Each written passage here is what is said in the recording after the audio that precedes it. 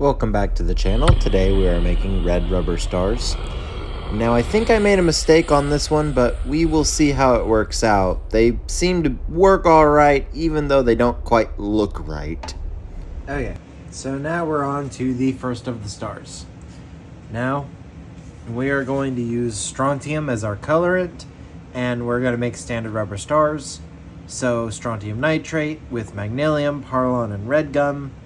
We are going to need acetone because that is going to dissolve the parlon. We'll need another mixing stick, another set of gloves because we will be touching it. We have a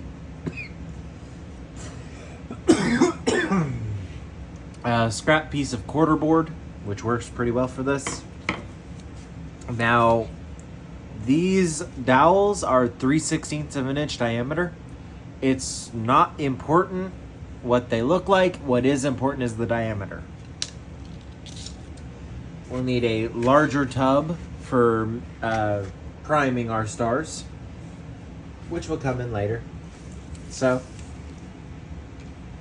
a wallpaper roller actually helps a lot. A sprayer. This is actually full of denatured alcohol. This is how we are going to double prime our stars to ensure ignition. I've got a drying screen, a 20 mesh screen, and a 3 mesh screen. So we will start. Piece of wax paper, turn our scale on, put our bowl on it, zero everything out. Maybe a little bit more. So we start with 4 1/4 ounces of our strontium, 1.5 ounces of magnesium, 1.35 of parlon,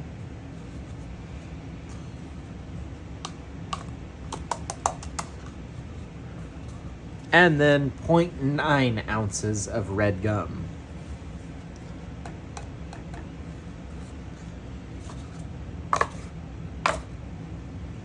We're aiming for 8 ounces of composition. We got 8.1.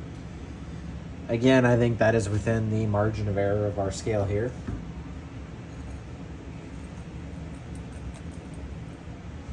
So we will take our 40 mesh screen onto our piece of wax paper.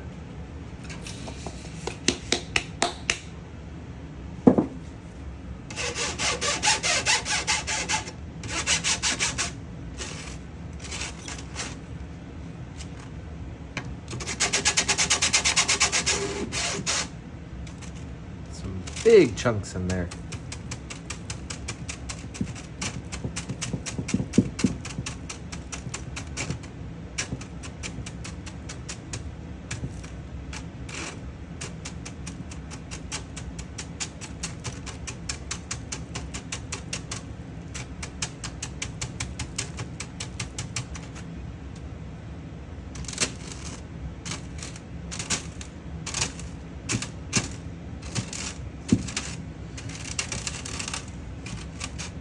Yeah, it seems like it's the strontium nitrate that's really crystallized and turned into lumps.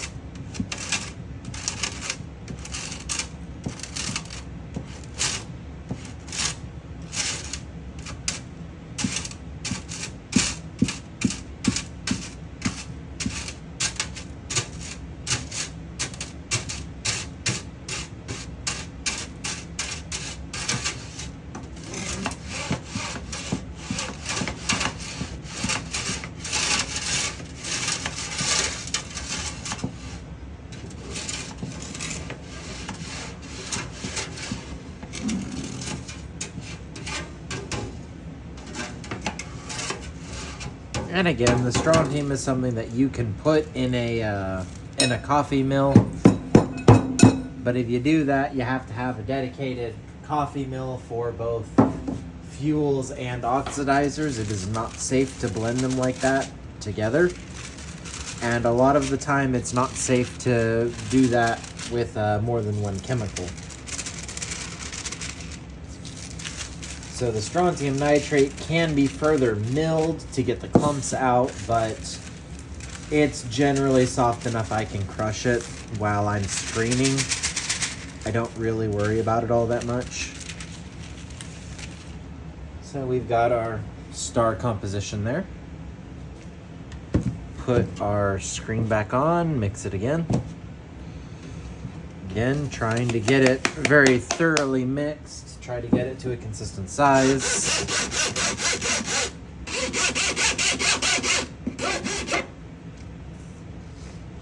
The more surface area you have, the easier this will go. So.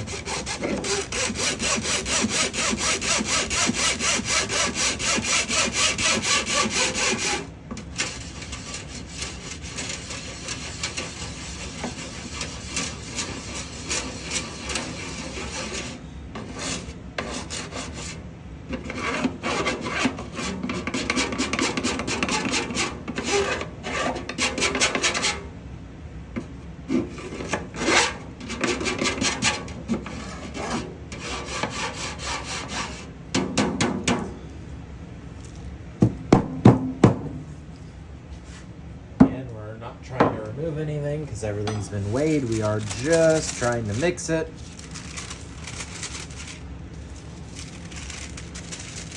Trying to make sure everything is incorporated and, getting to know each other.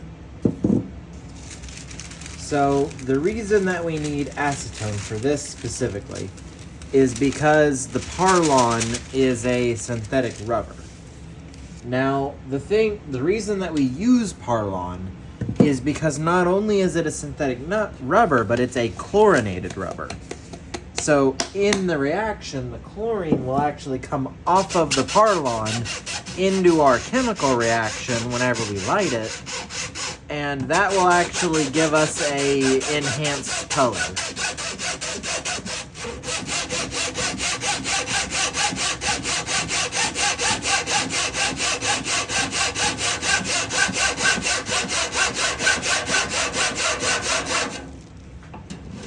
So the chlorine off of the Parlon will actually come off and give us a better color. Third mixing, we are not going to add that back.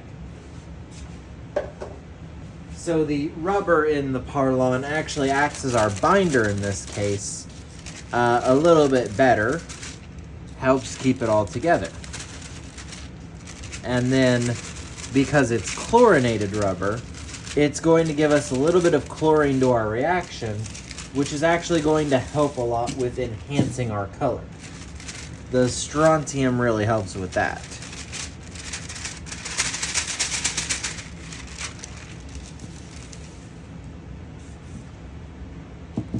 So now we need our scale back. We'll put that on here, zero it out. Now we take our can of acetone.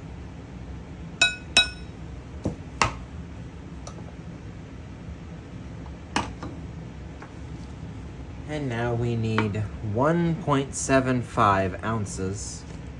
Try not to pour it all over your counter like I just did.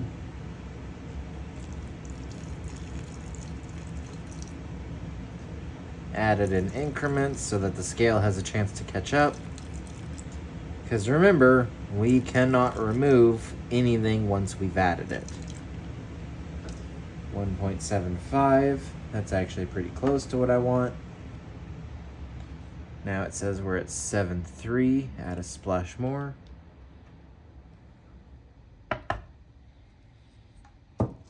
Okay. Perfectly at 1.75. Put our scale off to the side here. So now, take our popsicle stick for mixing. Get all of this nice and incorporated, get everything to know each other.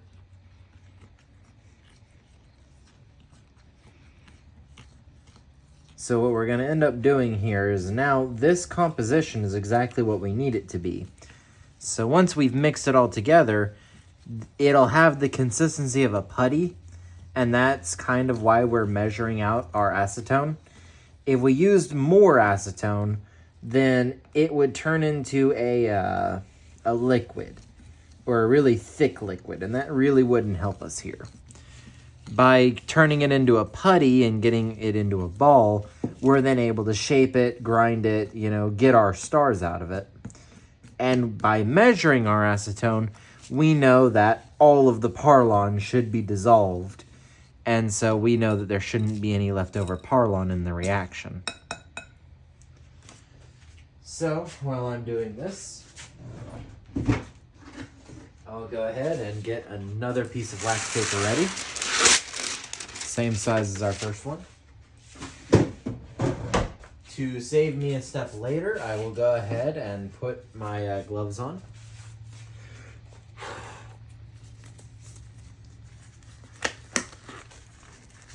And that acetone has a real strong smell to it. So this is really where you should be, turning your ventilation system on. I've still got the door open. Now that all of the chemicals are wetted down, I'm really not worried about them blowing away all that much. So I've got my gloves on. You can see it's already started to separate a little bit, so we'll try to give it a good mix.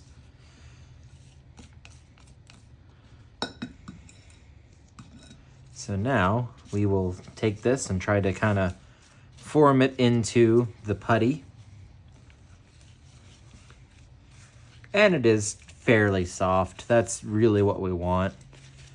More or less what we have right now is a giant ball of dissolved rubber. So we don't want to try it. We want to try our best not to lose anything. Just because we measured everything out. This is extremely precise. It's a chemical ratio. Anything we lose now is going to throw off that ratio. And while I really doubt it will affect our finished product, I'd rather not. So we've got a nice little ball here of our strontium star mix, or our red rubber star. So feels like I added a little bit much in the way of acetone, but that's what the scale said was right, so that's what we're going to go with for now. It is still very pliable, so that is nice. All right, now that we've got it into a ball here, set our mixing bowl aside, plop this down, try to spread it out just a little bit. Put our second layer of wax paper on here. And now, this is the purpose of our distance sticks. Now, it is possible from here to do this without the gloves. Again, the gloves are going to go in hot trash because we can't throw them away. But now our little quarter board here, we can press this out into a nice round blob. And that is what we're going to try to do. Kind of start from the middle, work your way out. As long as the thing you're using is nice and straight, it's flat, and your spacers are the correct distance, it is impossible to roll this too thin. So I'm just kind of starting from the center here, working my way to the edges. That should give me a pretty consistent, a pretty nice 3/16. And the diameter of your putty is going to depend really on what it is you're making. Me, I'm generally using 3-pound stars. So for the most part, I need 3/16 putty. Go back this way, double check everything's where I want it to be. And then there's no such thing as doing this too much. We've got a pretty consistent 3/16 this way. He hopes. Okay, seems like 3/16. So we're done with our spacers. We will set them aside. Now we'll take off our outer layer here. And you'll notice it's still really, really wet, honestly. So to dry up some of that, we'll take our container of hot prime. Mind your silica packet here. and put a heaping tablespoon of that over this side. So this is really going to help dry this up. It's nice and wet, and it's with acetone, so this will actually dry up. Get a little bit more on that edge there. So if you've ever made bread before, this is more or less like adding the flour to your bread, or any dough really. It's going to help stop it from sticking. It's going to make it easier to work with. But in our case, we want this to be flammable. And by this hot prime drying on here, it will actually help absorb some of that acetone and then give us a nice flammable outer layer. So now we take our first piece of wax paper, throw it back on here. This is the graceful part of this here. Take both of these, flip it.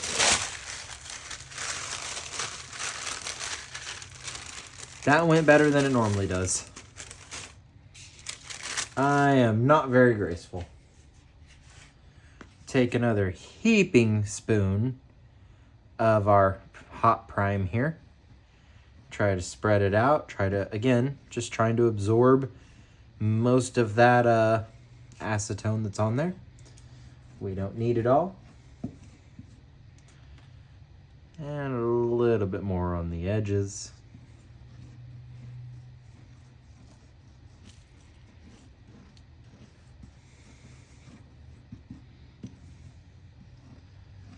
So now we've gotten a fairly consistent hot prime on the outside of it. Now what I'm going to do is take my sheet here, put it back over, and then put all of my spacers back. I'm going to roll it one more time because this will make sure that all of that hot prime is pressed down into my putty. And I'll also give it some side to side because just to make sure. That should make sure that we have very good contact with our primer and with the surface of our powder. It looks delicious, doesn't it? So this is the point where we will pull this off to our side and then take our 3-mesh screen, and I'll go ahead and put my wax paper back under it. So what we want to do is turn this out, and you can dump all of your hot prime back onto your putty here. Turn it out. Peel our piece of wax paper off. And now we have our nice little putty of star composition here. So this is the point where you take your drywall roller. Nice and easy at first. We're really just trying to get it pressed down into the grid. We're not trying to thin it out yet. Starting along the outside will really help with that, getting it pressed down. Because again, the more we thin it out, the smaller our stars will be.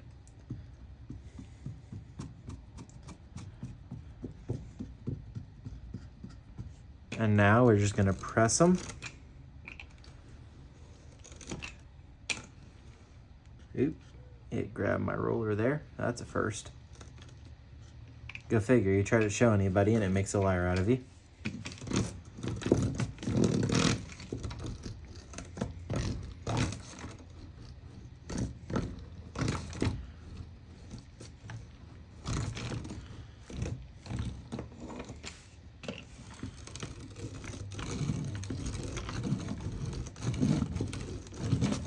And it is, in fact, starting to fall through, which is exactly what we want to see.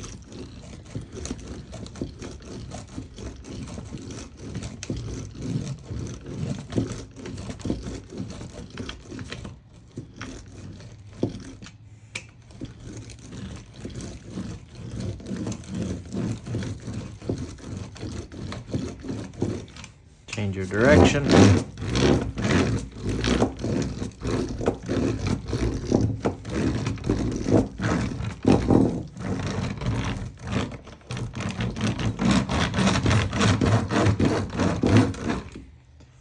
And by rolling against the wires, you do help vibrate it a little bit, help knock them loose a little.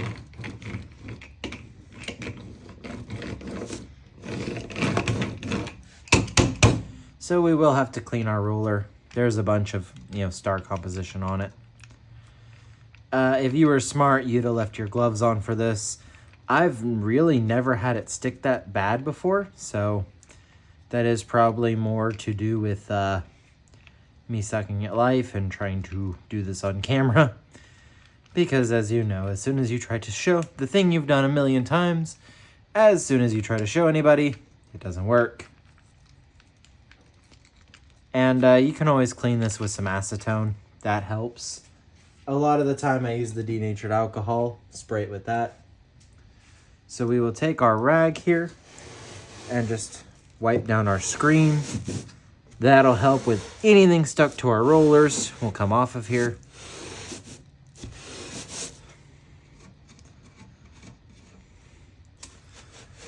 Rollers, anything stuck to our wires will come off. The rollers are already caked.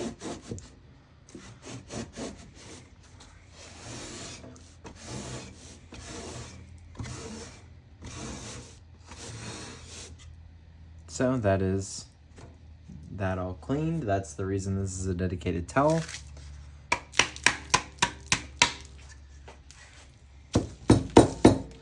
Try to clean as much of that color off there, because otherwise our next composition could be, colored with whatever the last one we made was.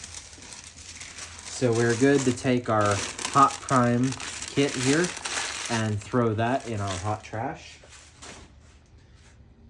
So then the rest of this, you may think, well, what do we do now? The next thing we do, we take all of these, and they are about 1/4 inch, give or take.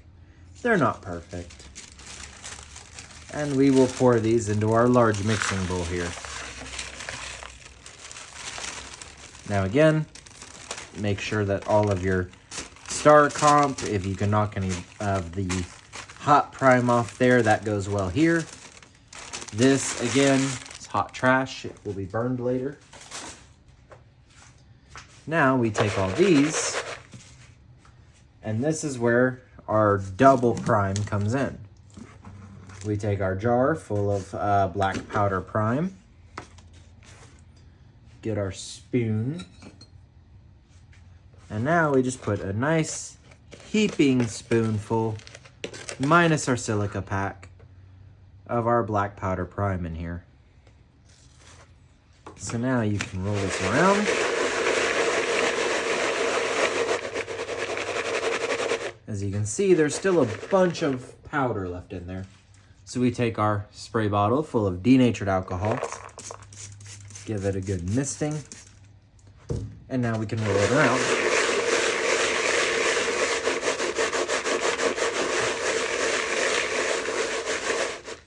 Looks pretty dry. I still see a lot of powder though.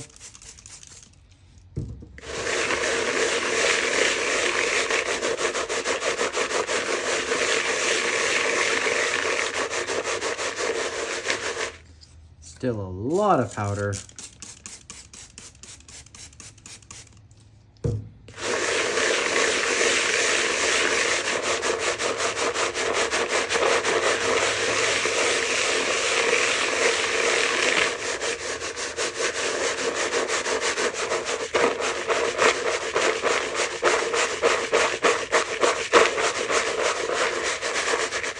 Probably a little bit more.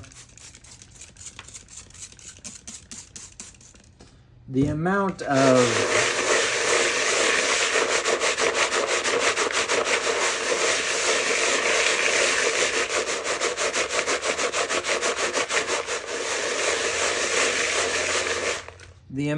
denatured alcohol that you have to put into this is really directly proportional to the amount of prime you put into it, because the whole point here is we're trying to dissolve all of the prime with the denatured alcohol, which will cause it to stick.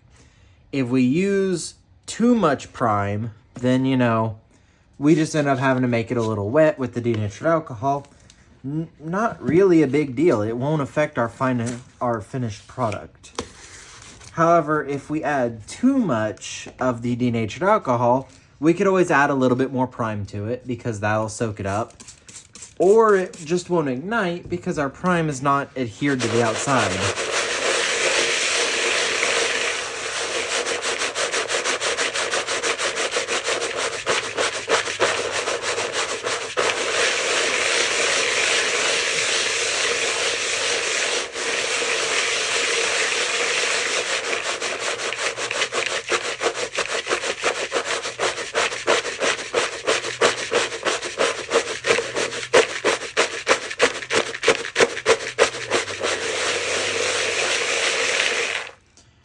And so now we have reasonably round, not perfectly round, but reasonably. They're glistening a little bit with the moisture. Now, while they're glistening, they're not sticking. If you added too much of the alcohol, you can always add another scoop of your black powder prime in here. So this is our point where we will take a new drying screen, or a clean one.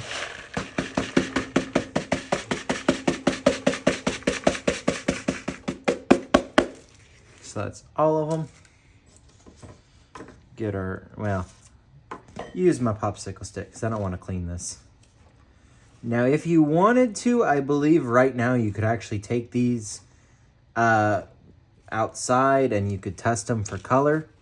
Obviously, do not do this in your shed because this is highly flammable. Once it starts burning, it will not stop.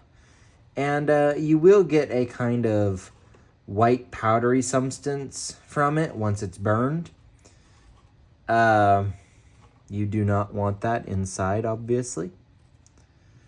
So we've got a nice single layer here of our stars. Again, these are red. They're going to be red rubber stars with that strontium nitrate. Once we get them into a single layer, they'll go in our dry box until they are nice and hard to the touch. Because right now they look wet on the surface. That will evaporate just sitting here. You could technically leave them in a place with warm moving air, and they would dry out eventually. But the problem is we need the center of them to dry out, which, using a drying chamber, will only take us a couple hours. If you left them sitting out, they would take like 24 hours to do it. So that is our first batch. I'll see if I can include a video of me burning one of these once they're dry. Okay, and we're back. Our red stars have now all dried. These don't look as pretty as they do sometimes. One of the big advantages to the red rubber stars is that, or just any rubber star really, is that once they're dry, they're pretty well water resistant. So you don't actually have to like store them in dry storage or anything. I just keep them in a bag to keep them all together. They do dry into the screens a little bit, so sometimes gotta break them up. You could probably run them through your mesh again if you really wanted to make sure that all of them were a perfect size, but it won't really be a problem here. Then you take your screen there, wipe it down, try to get all of this color off of here, because I don't want it to blend with my next batch of stars. Go ahead and do the back for the gits and shiggles. So that's us done with our drying rack. As you can see, quality craftsmanship. High quality, as a matter of fact. So now we've got all of our red stars. That tried to run everywhere. Excuse me. Lord.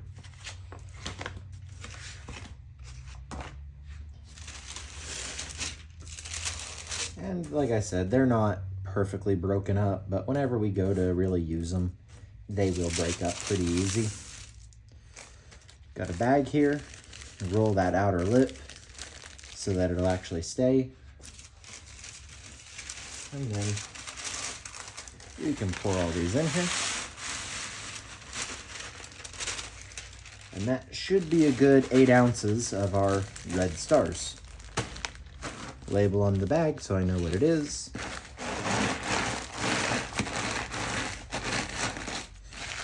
Just going through, rolling them on the counter does actually help to break them up a little bit.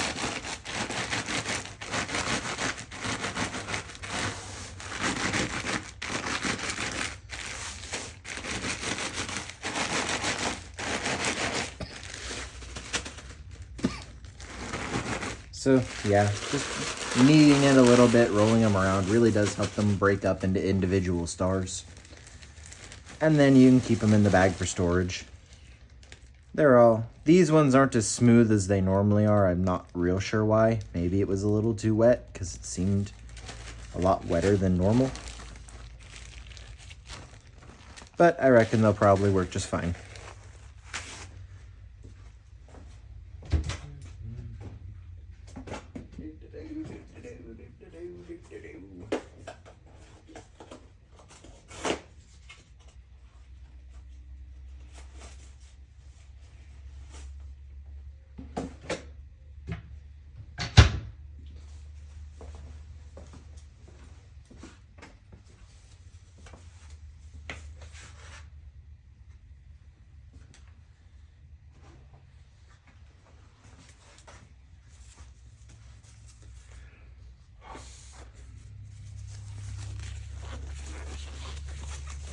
So now this is a good time to put on another set of gloves, because now doing all of our cleaning is actually pretty easy. So we have our craft paper so our counter stays clean. We've been transferring everything with wax paper. The ones that got wet were thrown in the hot trash box, which will again be burned later because we do not want to put this in the garbage can.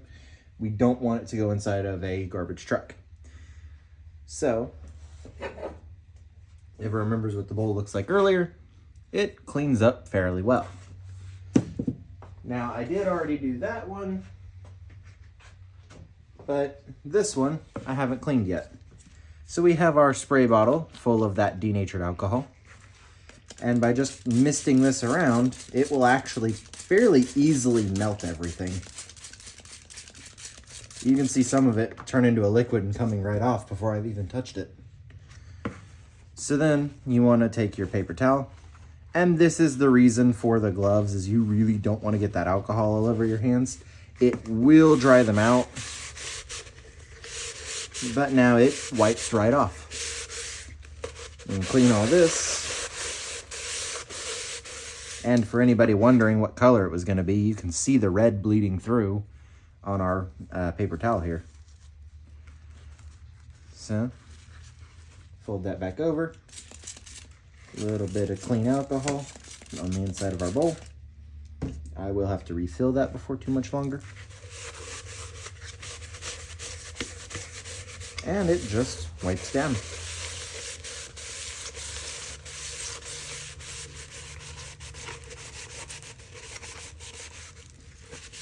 So I didn't pick a great bowl because this one actually has a ridge about halfway. And so you do have to pay special attention to that, to cleaning that ridge off. But for the most part, it's not bad. You just want a cheap bowl. And that alcohol will get all that off there. Now, if you get one like this that has a couple of stubborn spots, I don't know how well you can see them, you could actually spray that with some acetone or wipe it down with the acetone. That one's actually on the back. I don't know how I did that. But you can, if the denatured alcohol won't get it off of here, then you can put some acetone in a spray bottle and just use that.